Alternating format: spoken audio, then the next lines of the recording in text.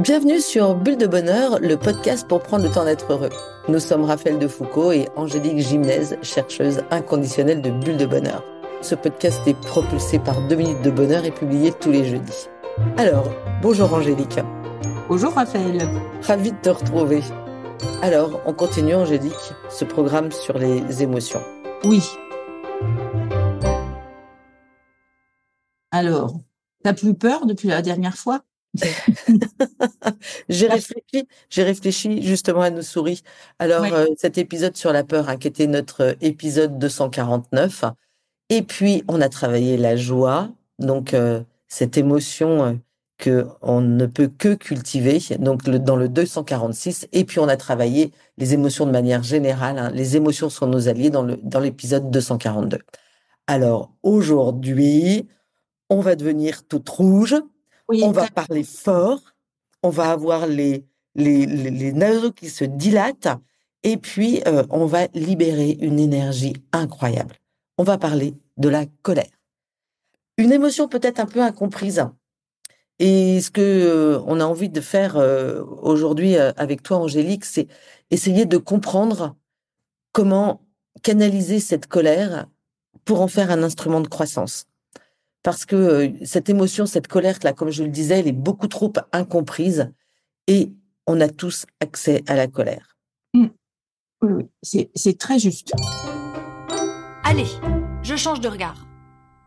Alors du coup, je commence par ce que tu disais, c'est de l'énergie, c'est rouge. D'ailleurs, tu as mis un pull rouge, vous la voyez pas, Raphaël, mais elle a son pull rouge, ses ongles rouges. Et c'est vrai que on a une expression qui dit rouge de colère, voilà, vert de rage. D'ailleurs, voilà, ça, rouge de colère. Je crois que quand tu dis réhabiliter, on peut commencer par ça, dire que la colère, c'est de l'énergie.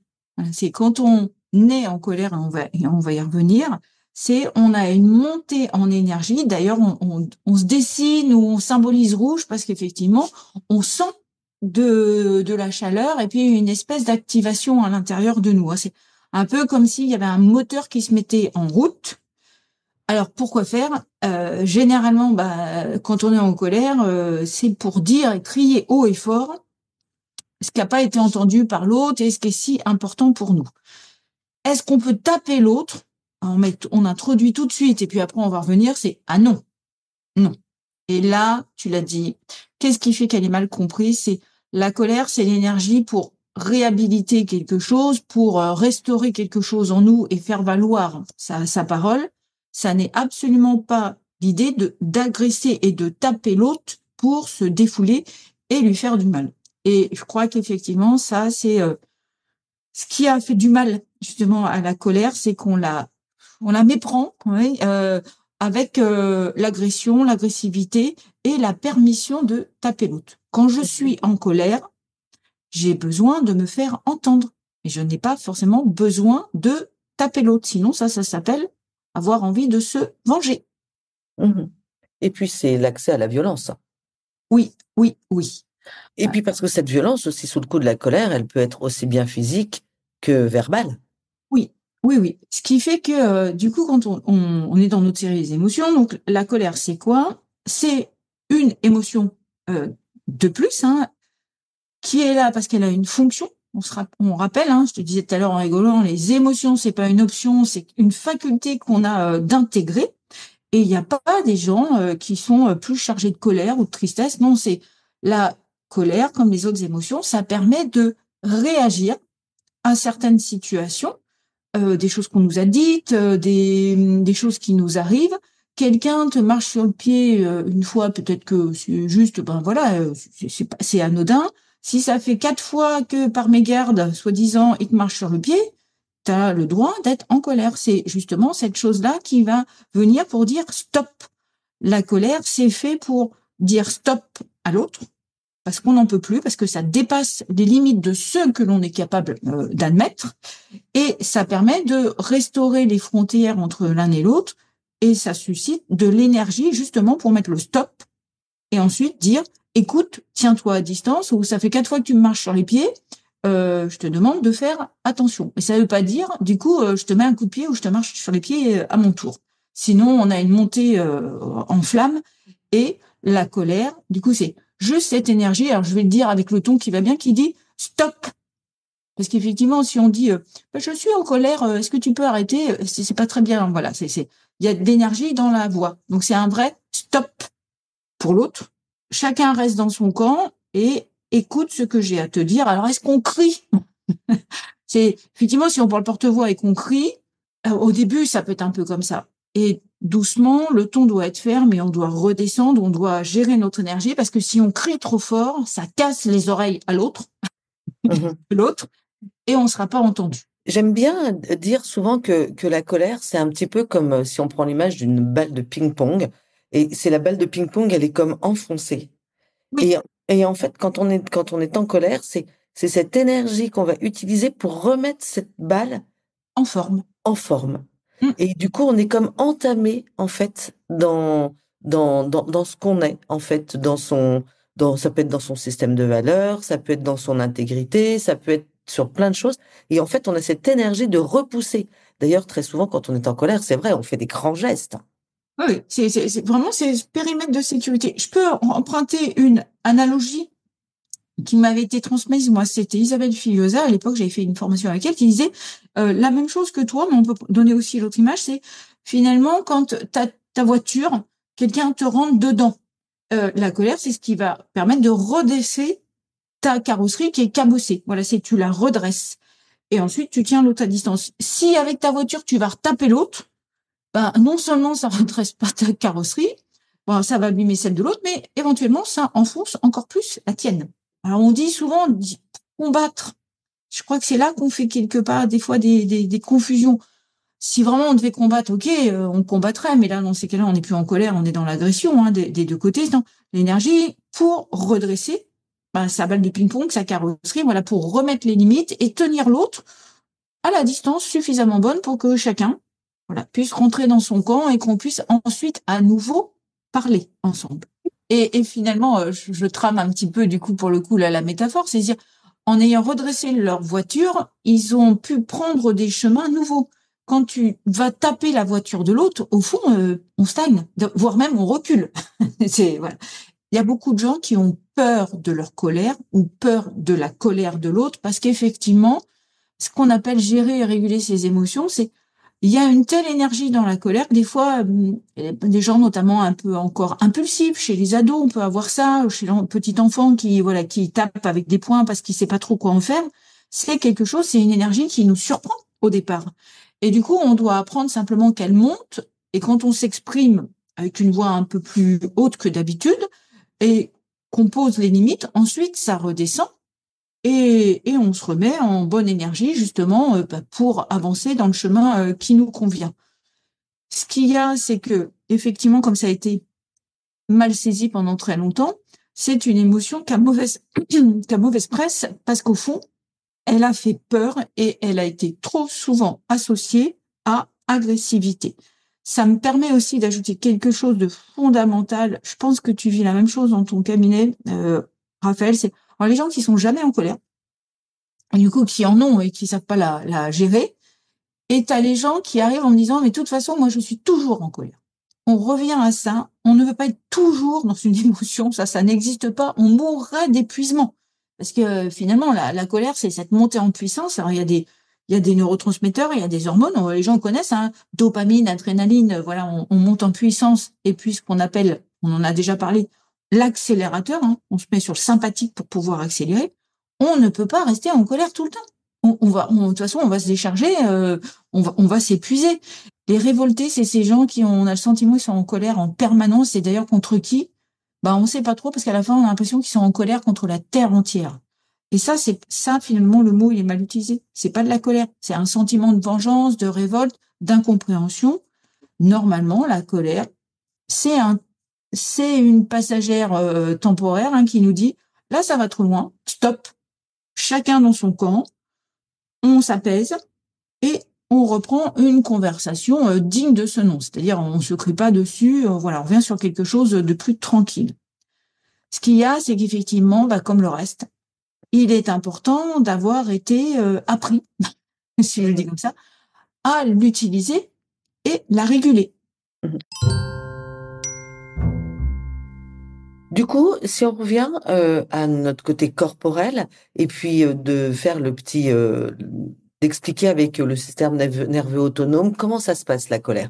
Effectivement, c'est à l'intérieur de notre tronc, hein, vous vous souvenez, entre le cou et les jambes, la colère, le système nerveux autonome, il y a des câblages à cet endroit-là, et du coup, ce qu'on appelle l'axe sympathique ou orthosympathique, anciennement, on l'appelait comme ça, hein, finalement, c'est lui qui va aider à une montée en charge en puissance du métabolisme, y compris l'accélération cardiaque, voilà, un flux d'oxygène plus important. Tout ça pour effectivement permettre de défendre, entre guillemets, voilà, c'est de défendre son point de vue, son corps des fois, parce qu'effectivement, contre quelqu'un qui nous agresse, on a raison d'être en colère aussi, hein, d'essayer de le maintenir à distance. Et du coup, il y a toute cette charge là d'énergie et cet accélérateur qui se met en œuvre. Ça, dans le tronc, ça nous donne quoi? C'est effectivement, on sent la chaleur. On pourrait dire ça turbine, ça monte en Ouais. charge, en puissance, donc on produit de la chaleur. Pour ceux qui ont vu le petit film vice versa, Colère, il est tout rouge et il a du feu qui sort des cheveux à certains moments. Ce sentiment d'avoir chaud à l'intérieur est effectivement un peu en ébullition. Ça peut nous donner chaud au visage, aux oreilles, hein, un peu partout. Et c'est vrai que je crois enfin moi je le sais pour avoir vécu aussi ça, il y a des fois des grosses colères. On est un peu surpris de nous-mêmes. On sent qu'on aurait une énergie, une puissance. C'est peut-être qu'on se fait peur à nous-mêmes, hein, un peu méconnu, hein, en nous. Et des fois, effectivement, avec l'envie pour la décharger immédiatement de taper quelqu'un ou quelque chose parce que ça, comme si ça allait pouvoir nous soulager. Ça n'est pas totalement faux, sauf que normalement, on a été éduqué, appris à contenir ça. Et tant qu'à taper sur quelque chose, autant taper sur un coussin, mais pas sur la personne qui est en face de nous. C'est que cette montée d'énergie, on apprend à la dompter. Et c'est pour ça, notamment, que chez les petits, on doit les aider. Parce que alors, eux, quand ça monte, et on nous dit après, ouais, ils font des colères, ils tapent par terre, tout ça. Et ça, ils sont cette montée qu'ils ne savent pas réguler. À nous de les contenir et petit à petit, ils vont apprendre à la gérer et à la contenir et en faire quelque chose d'utile. Mhm. Du coup, ça m'amène à la question suivante que je voulais te poser, tout ce qui est autour de la colère et de la relation. En fait, parce que la colère, elle arrive. Après ça, la personne qui est en face de soi l'entend ou l'entend pas. Qu'est-ce qui se passe? Quels sont les risques de trop exprimer sa colère ou de pas l'exprimer du tout? Parce que ça a inévitablement une incidence. Qu'est-ce que t'en penses? Oui.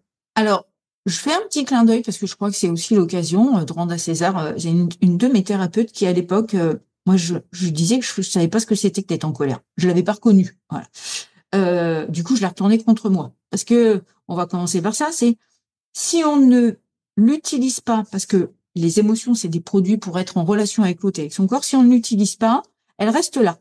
Alors, ça peut aller vers des aigreurs d'estomac, chez certains, de l'hétéro-agression. On retourne contre soi et normalement, on n'est pas censé s'agresser, mais c'est pour tenter de la décharger. Donc, elle m'avait dit, mais tu sais, la colère, justement, on n'est jamais en colère contre les gens qui nous sont indifférents, qu'on n'apprécie pas, avec lesquels on n'a pas envie d'être en relation. Ça m'avait interpellée parce que je lui ai dit, effectivement, bon, des fois, on peut être en colère 2 secondes après quelqu'un d'inconnu qui nous a marché sur les pieds, mais ça reste pas. Des fois, la colère, elle reste au décours d'une relation et justement, comme tu dis, ça nous embarrasse. Est-ce que j'ai le droit d'être en colère après mon meilleur ami? Qu'est-ce que j'en fais de ces choses-là? Mais si je lui dis, ça se trouve, on va être fâché définitivement. Donc, elle embarrasse finalement souvent dans la relation. Moi, je crois qu'on peut déjà dire une chose, c'est que justement, quand on est dans une relation où il y a de la colère vis-à-vis, alors pas forcément de quelqu'un, mais de ses comportements ou de ses mots, je pense que déjà, il faut le redire comme ça, c'est plutôt bon signe. C'est qu'on a encore envie d'être en relation avec la personne. Le jour où on n'est pas en colère après quelqu'un, c'est qu'on s'est complètement détaché. Voilà. Et la colère, finalement, dans la relation, c'est un régulateur qui indique que l'autre a été trop loin par rapport à certaines de nos limites. En même temps, comment est-ce qu'on peut éviter ça? Parce que même les gens qu'on aime le plus, du coup, des fois, on peut être quand même en colère après eux parce que, justement, ils sont censés nous connaître encore plus. comment se fait-il qu'il dépasse les limites de ce qui est supportable pour nous? Parce qu'au fond, même quand on a des années et des années de vie ensemble, on ne sait jamais exactement ce qu'il y a chez l'autre et dans l'autre. Ce qui veut dire que la colère, c'est une espèce de régulateur pour vérifier que chacun, finalement, reste bien dans son camp. Voilà. Et ça revient à dire aussi quelque chose d'extrêmement important, Raphaël, c'est que la relation, c'est pas la fusion.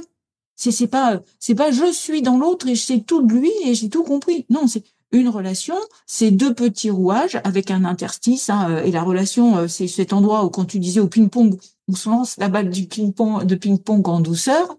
Et la colère, c'est finalement l'indicateur, c'est oh là, t'as lancé trop fort là, ou j'ai été surpris, il y a quelque chose qui va pas. S'il te plaît, on s'arrête, on fait une pause. Je te dis ce qui ne va pas, et on voit comment on peut réguler. D'ailleurs, normalement, une saine colère, quand tu dis, ça devrait être juste, dans le décliné des mots, c'est là, ça m'a titillé, ça m'a agacé. Si on devient rouge de colère, justement, c'est qu'on a trop stocké. Souvent, c'est ce que les gens font. Je prends, je prends, je prends. Et moi, je dis à mes patients, c'est attention, vous allez avoir le syndrome de la cocotte minute. Il faut faire pshhh, sinon vous allez me péter le couvercle. Voilà, c'est vraiment dire la colère, comme les autres émotions, mais je crois peut-être en y réfléchissant encore plus celle-là, c'est de pouvoir la dire au fur et à mesure. Parce que sinon, effectivement, elle va monter, monter, monter, on fait un stock et d'un seul coup, le bouchon de la cocotte, il va partir. Et là, le problème, c'est qu'on le gère mal.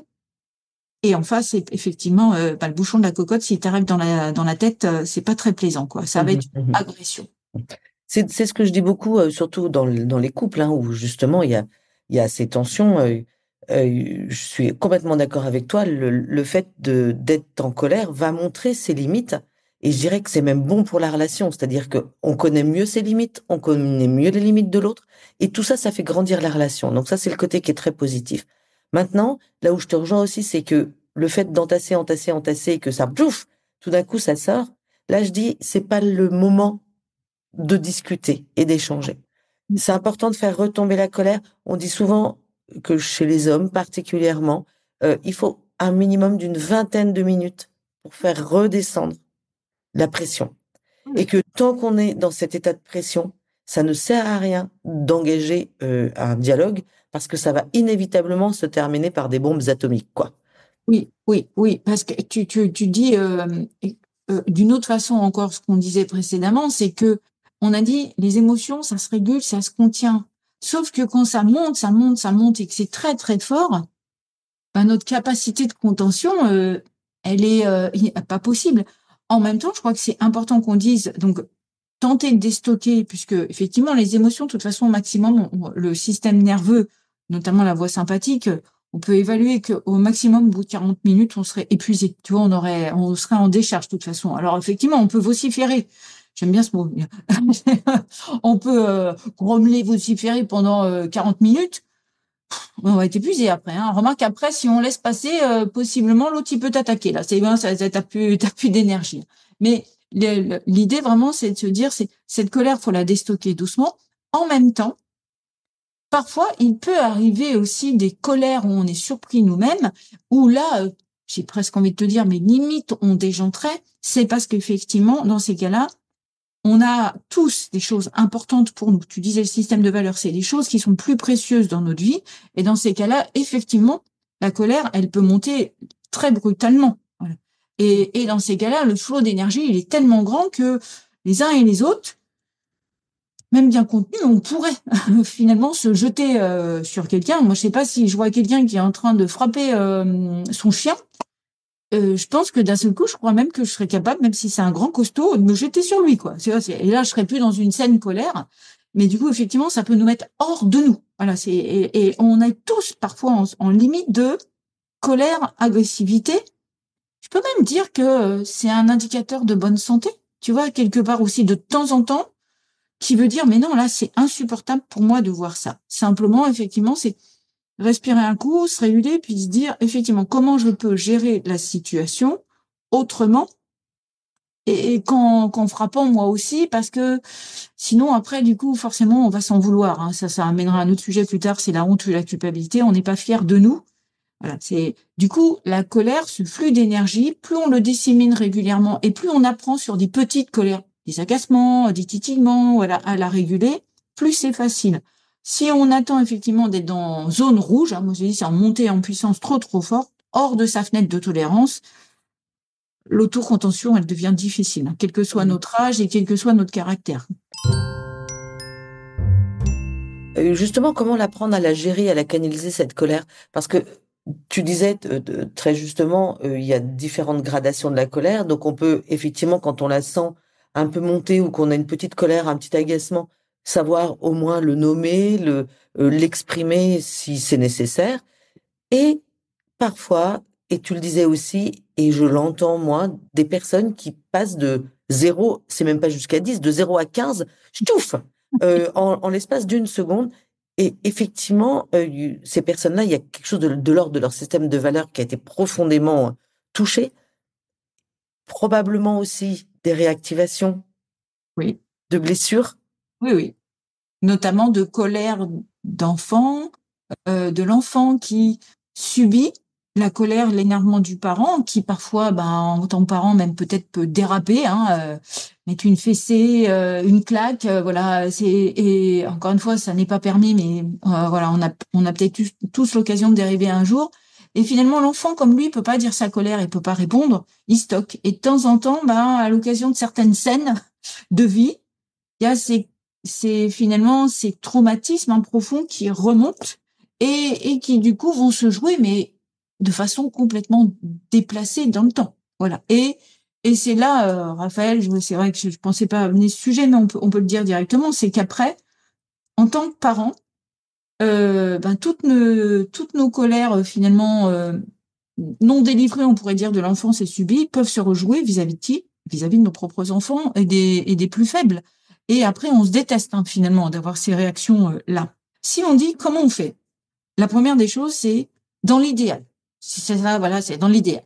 C'est si dès qu'on est petit, on a des parents qui nous montrent différents gradients de colère et qu'en même temps, du coup, plutôt que de taper ou de vociférer sur les enfants et de s'agiter dans tous les sens, voilà, trouvent des alternatives et sont des bons modèles, ça c'est déjà bien. Et quand moi je suis petit, et on dit quasiment aujourd'hui, on est assez clair que jusqu'à 8 ans, on développe la connectivité entre le niveau supérieur, notamment le cortex, et les niveaux bas du cerveau. Voilà, il faut arriver à 8 ans. Du coup, dans cet intermède-là, c'est d'aider l'enfant à réguler quand il est très agité. Donc le contenir, et ça ne veut pas dire le ceinturer avec une grosse ficelle saucissonnée, ça veut dire regarde-moi, je me mets à son niveau, je le tiens pour qu'il retrouve les limites de lui aussi. Là, c'est le contact, et puis dire on se calme, regarde-moi. Et surtout, dire tu es en colère. Je crois que on va aussi guérir à l'échelle humaine en acceptant, c'est reconnaître tu es en colère.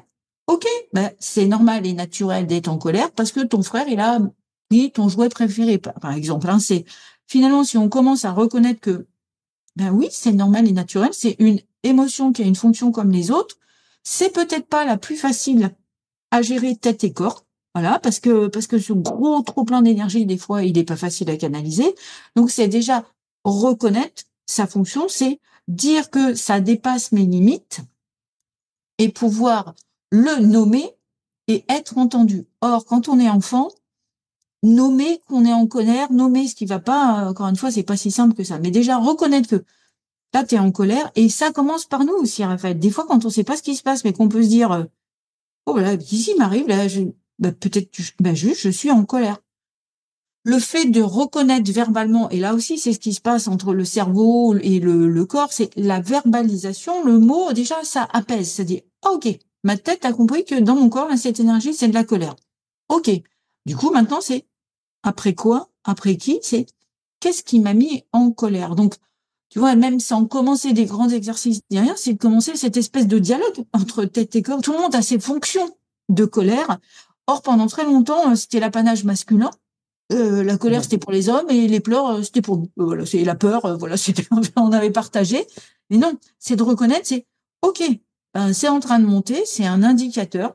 Qu'est-ce que je fais de cela? Et j'ai besoin de dire. Et possiblement, des fois, alors je claque une porte. Alors, je sais, c'est vécu un peu comme ça peut paraître violent comme ça, mais à la limite, si on claque une porte en sachant qu'il y a personne derrière, voilà, c'est un geste un peu emporté. Comment ensuite, c'est, je peux dire, hein, des fois, je me dis simplement, c'est, je suis en colère, je suis en colère, je suis en colère. Alors moi, j'ai une expression, je vais la dire, c'est pas très bien. Merde, merde, merde, merde, merde. Je décharge comme ça. Et j'ai appris à mes enfants. Je sais pas pourquoi, mais les gros mots, ils ont une vertu thérapeutique sur la colère. Tu vois, tu peux faire un truc un peu. Et du coup, tu dis un gros mot, mais pas à l'autre, à toi. Ça décharge un peu. Et ensuite, une fois que tu as évacué un petit peu, c'est OK. Maintenant, je vais te dire, voilà, c'est ce que j'ai. Ou comme tu disais tout à l'heure, c'est OK, là, je suis trop en colère, c'est pas possible. Je respire un coup, quitte, je vais tourner 2 fois dans le jardin. Je vais décharger un petit peu mon trop plein d'énergie. Je reviens, on se pose. Et puis, avec cette idée, OK, j'ai quelque chose à dire. Voilà, je vais le formuler. Je crois aussi que dans la relation, ce que tu disais, c'est que parfois, quand on est en colère, la grande difficulté à dire, c'est quand l'autre en face, tous les 2 secondes, te coupe la parole. Parce que quand on est dans l'énergie de la colère, c'est pas facile de passer à l'expression, faire sortir de soi. Et t'as vu, t'es expression. Et ensuite, justement, on va se réguler. Ce qui fait que des fois aussi, c'est intéressant de pouvoir, même dans un échange, dans une relation, dire, écoute, est-ce que tu peux me laisser dire? Voilà, je finis et après, voilà, tu reformules, je reformule. Et ça sous-tend quoi dans la relation? Justement, comment on peut apprendre à gérer la colère aussi en ayant en face de nous des gens qui permettent, c'est OK, parfois d'être en colère, donc qui savent eux-mêmes la dompter, et puis qui n'en ont pas peur. Parce que si l'autre en face a peur de notre colère, ben parce que soit il y a eu des dérapages, soit plus jeune on a eu peur, mais c'est la peur et la colère activent de concert justement souvent cet accélérateur, tu sais, fuir ou combattre dans le système nerveux autonome. Ce qui fait qu'on a un mauvais combo, si on disait comme ça, une mauvaise combinaison. Et si je suis en colère et j'ai peur de ta colère, et puis réciproquement, et j'ai peur de perdre la relation et tout, ça c'est temps mort. Hein. On fait une pause, voilà, et c'est pas le moment. C'est pour ça que des fois aussi, notamment tu le disais dans les couples, pour gérer la peur de l'un, la colère de l'autre et réciproquement, au départ, on a besoin d'un médiateur et de quelqu'un qui calme et de rappeler, c'est OK. C'est en réalité ce qui fait qu'on a peur de la colère, c'est qu'à un moment, la colère, elle a été mal saisi, mal géré, et du coup, ça a amené à une forme de violence et de maltraitance physique, verbale, voilà, il y a eu plusieurs choses. Et quand on est en colère, effectivement, j'ai presque envie de te dire, c'est ce qui serait presque important, c'est de trouver en face un interlocuteur qui n'a pas peur de nous. Parce que sinon, on est sûr de rejouer des choses complètement désajustées. Mmh. Et après, effectivement, dans les couples, tu sais, on parle souvent de dominant-dominé, celui qui crie, celui qui a peur. C'est pas que dans les couples. Voilà, c'est dans ce binôme-là, si ma peur rencontre ta colère, à ce moment-là, c'est plutôt bien de faire une marche arrière et de dire, OK, on va demander à quelqu'un de nous aider, ou, ce qui est pas forcément toujours top initialement, mais, est-ce qu'on peut se parler, en allant marcher, en allant promener? C'est parce que quand on marche, on n'est pas en face à face. Oui. On est en parallèle. Et puis, du coup, le fait de marcher, ça, c'est un très bon stabilisateur. Ça régule toute notre physiologie. C'est rare de pouvoir vociférer, se mettre en colère en gesticulant tout en marchant. Tu vois, c'est quand même assez rare qu'on voit des situations comme ça. Et le fait peut-être d'avancer ensemble et en marchant et en bougeant, parce que là, pour le coup, normalement, la communication, c'est en face à face, c'est plutôt statique, mais là, ça aurait vraiment une vertu de marcher ensemble. Et là, tu verras que les émotions, elles vont pouvoir se dire sans que il y ait cette peur et cette colère qui se rencontrent et avec un cocktail explosif. Oui, je souligne au passage qu'il y a des lieux qui sont inappropriés, en fait, pour avoir des échanges, comme par exemple la voiture. Parce que dans la voiture, où laisse-t-on l'espace à l'autre de pouvoir quitter la discussion? Mm. Et là, c'est prendre un peu l'autre en otage. Donc, je pense que c'est important de faire attention aussi à ces lieux dans lesquels on va exprimer notamment sa colère même. C'est génial ce que tu es en train de dire, Raphaël, c'est que alors les ados des fois ils nous font des annonces en voiture, mais ça on va les laisser faire. Ceux-là on les laisse faire. Bon après c'est à vous les parents de garder la maîtrise sur le volant puis de dire mon chéri on en discutera à l'extérieur de la voiture. Voilà. Et le fait est parce que de toute façon attention, ça peut même amener un accident Et si jamais il y en a un des deux qui finit par se taire, de toute façon, là, ça va créer une fissure, ça crée de la dissociation chez les personnes et dans la relation. Et tu es en train de dire quelque chose de fondamental, si on revient à quoi? Quand on parlait de limite, la colère, c'est une histoire de guerre de territoire ancestralement. Et plus le territoire est neutre, plus le territoire est vaste, plus chacun, tu vois, quand on parlait de périmètre, au départ, chacun reprend son périmètre parce que c'est à l'intérieur, mais c'est à l'extérieur aussi quelque part. On peut s'éloigner un tout petit peu, du coup, même si l'autre crie, il ne casse pas les oreilles de la même façon, et se rapprocher après. Et le fait est que, du coup, plus l'espace est grand et neutre d'autres disputes, mieux c'est. Et tu as raison, dans les couples, il y a des endroits, moi je leur demande où vous disputez-vous usuellement, parce que quasiment après le lieu, il est connu et c'est l'espace, c'est le ring. Hein, si on veut résoudre justement des colères qui remontent régulièrement, c'est important de sortir du territoire. Donc ce que tu dis, c'est hyper important parce que ouais, un peu ancestralement, c'est une guerre de territoire, une guerre de point de vue. Tu empiètes sur mon territoire et sur mon espace mental à des endroits où je suis pas d'accord. Mais d'un point de vue physique, c'est aussi l'espace, le réel espace extérieur. On a vu que, enfin, la colère, donc c'est un peu comme un feu, hein, c'est ce qu'on disait, que bah, elle peut tout ravager sur son passage, hein, et puis si on la laisse un peu trop s'emballer.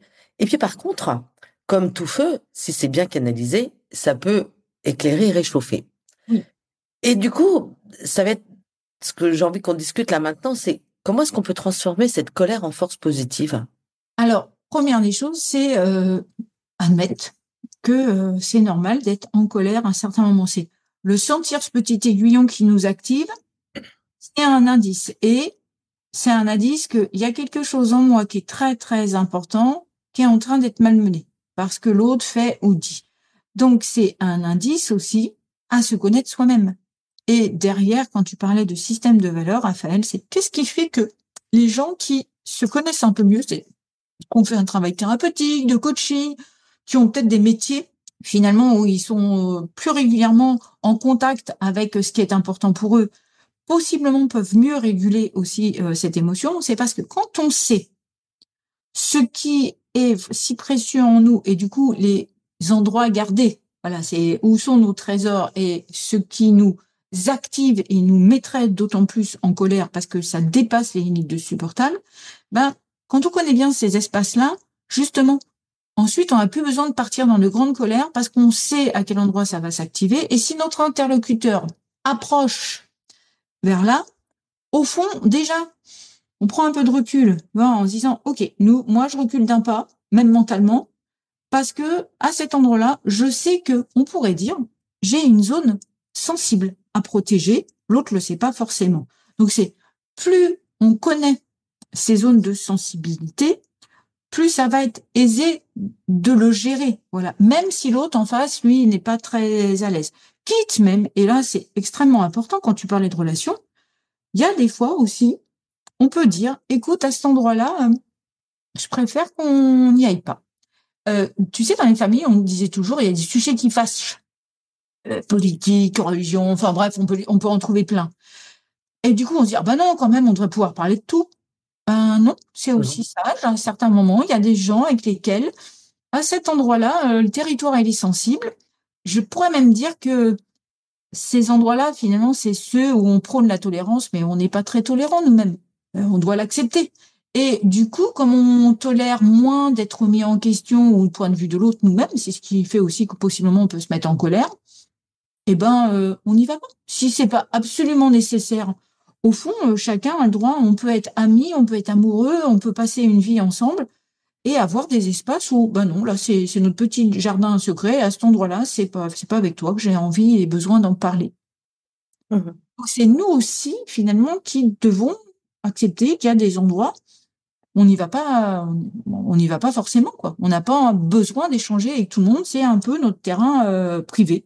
Et j'ai Mhm. pas besoin de partager là-dessus parce que, effectivement, je sens que sinon, l'autre va venir marcher sur mes plates-bandes et moi, finalement, alors si c'est une scène colère, ben, je vais dire stop. J'ai pas envie que tu marches sur mes plates-bandes. Mais si c'est des zones où justement aussi j'ai des fractures, des traumatismes et que je suis hyper sensibilisée, ben là, je risque de découpiller très fort, quoi. Et je peux, du coup, très, très mal gérer ma colère et possiblement même être violent. Mhm. Mhm. Bon, oui, ça, je pense qu'on peut tous réfléchir là-dessus. On a tous des zones sensibles, des valeurs qui nous sont très fortes et qui sont excessivement importantes et sur lesquelles, eh ben, en fait, on va découpiller tout de suite, quoi. Oui. Et tu vois, en disant, c'est certainement une des plus saines façons de gérer la colère aussi, c'est d'admettre que ces fameux sujets qui fâchent, là, eh ben, il y a des personnes avec lesquelles on les aborde pas. Et à la limite, si on veut devenir un peu plus doux, un peu plus tolérant sur certains aspects, eh ben, on va travailler, pas à enlever ces valeurs qui nous sont si, c'est identitaire, une valeur aussi, mais dire, OK, ben, de temps en temps, quand les gens en parlent, je me mets en observateur. Voilà, c'est comme ça, je prends pas parti. Voilà, je suis juste Mhm. spectateur sur le banc et puis j'écoute. Oui, puis ça peut être sur des sujets très variés, hein, parce que tu vois, je pense, moi par exemple, j'ai une très grande difficulté avec les gens qui mentent. Pour moi, c'est juste insupportable. Donc, tu vois, vraiment, on a ces mots même forts hein, qui sortent.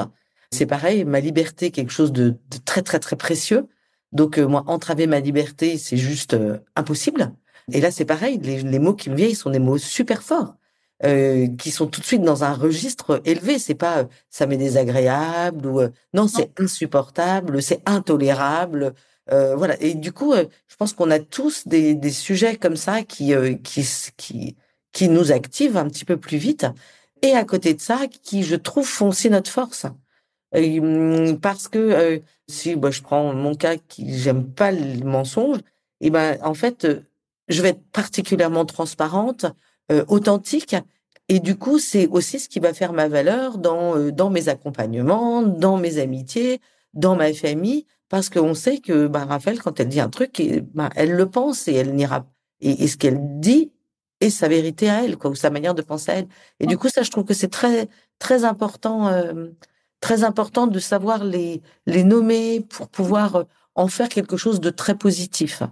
Oui, et vraiment, tu sais, je me dis, c'est pas comme si chacun de nous devait faire le pitch, voilà qui je suis. Mais il est Exactement. temps que dans les tréfonds, on s'accorde aussi avec des gens qui ont des valeurs communes, justement, pour éviter d'être en colère en permanence et d'être activé tout le temps. Finalement, aussi des relations où il y aurait jamais de petite activation, de petits sentiments d'être agacé, c'est peut-être pas non plus hyper intéressant parce que de temps en temps, un petit agacement, même nos jeunes, regarde quand nos enfants grandissent, des fois ils vont sur des sujets où du coup ils nous font faire voilà une rotation sur nous-mêmes. Donc la colère, elle est intéressante parce que quand je suis en colère à un endroit, c'est aussi bon, je régule, puis après je me dis tiens, qu'est-ce qui se passe? Ou est-ce que du coup au moins sur des aspects, je vais dire mentaux, pas physiques, c'est pas tolérable qu'on marche sur le pied, c'est pas tolérable, ça, on est ok, hein. Mais peut-être que je peux prendre du recul et puis réfléchir aussi autrement, tu vois. C'est aussi de temps en temps une invitation à pouvoir croître, grandir et aller investiguer un nouveau territoire. Puis il y en a d'autres où non, c'est pas, c'est des territoires, c'est impossible. Justement, quand tu disais, c'est sur ce territoire-là, moi je peux pas. C'est intéressant quand tu disais les épris de liberté. On est beaucoup été pris de liberté et on dit on supporte pas qu'on enfreigne notre liberté. Ce qui est très intéressant, c'est que on la place pas au même endroit et certaines personnes sont en prison mais se sentent libres parce que justement ils ont cette liberté d'expression et y compris de dire ce qui les met en colère. Finalement, même là-dessus, on est libres tous ensemble, oui, si tant est que pareil, on est chacun notre petit territoire, qu'on régule comme ça. Et dans l'espace mental, ben c'est pareil. Finalement, ça se voit moins, mais il y a des endroits où c'est insupportable qu'on vienne investir ce territoire-là. Sauf que là, si tu ne le dis pas, difficile que l'autre puisse le savoir. Exactement, c'est pas écrit sur notre front. Et hop, je me lance. Merci Angélique hein, de ce petit topo autour de la colère. On avance tranquillement. Alors si je résume, bah, la colère c'est une réaction émotionnelle face à une injustice, une frustration ou une menace. Ensuite, c'est aussi la colère un signal à écouter plutôt qu'à rejeter. Je dirais en troisième point, la colère, elle produit une énergie qu'il est important de contenir, de canaliser pour justement en sortir quelque chose de particulièrement positif. Oui, et la mettre au service de la relation. C'est une énergie pour faire tourner le moteur de la relation. Exactement, exactement. Et notre petite mousse de la semaine, alors elle nous vient de Sénèque cette semaine et qui nous dit « La colère, si elle n'est pas maîtrisée, est souvent plus douloureuse que l'injure qui l'a provoquée. » Exact. Merci, Monsieur Sénèque. Monsieur Sénèque, il nous dit des choses intéressantes. Donc, écoutez, à vous de jouer, chers auditeurs. Et puis, vous pouvez prendre peut-être un petit moment où vous vous êtes senti en colère et vous demander qu'est-ce qui avait été un petit peu touché là-dedans. Et puis, prenez le temps à prendre cette gradation dans la colère. Parce qu'elle est profondément intéressante, passer de l'agacement à être hors de soi. Il y a plein de petites strates et que ces petites strates, il est bon de savoir les nommer. Merci Angélique. Merci Raphaël. Et à la prochaine fois. Et oui, avec plaisir. Avec Bulle de Bonheur, prenez le temps d'être heureux. Merci pour votre écoute. Si vous avez aimé, dites-le nous avec 5 étoiles. Laissez vos commentaires et envoyez des bulles de bonheur à vos amis et partagez ce podcast. Inscrivez-vous à la newsletter en allant sur notre site 2 minutes de bonheur pour être notifié des prochains épisodes. C'est aussi très facile de nous trouver sur les réseaux sociaux, Facebook et Instagram. Il suffit de chercher 2 minutes de bonheur. Bulle de bonheur est propulsée par 2 minutes de bonheur, des outils pour créer du lien et prendre le temps d'être heureux.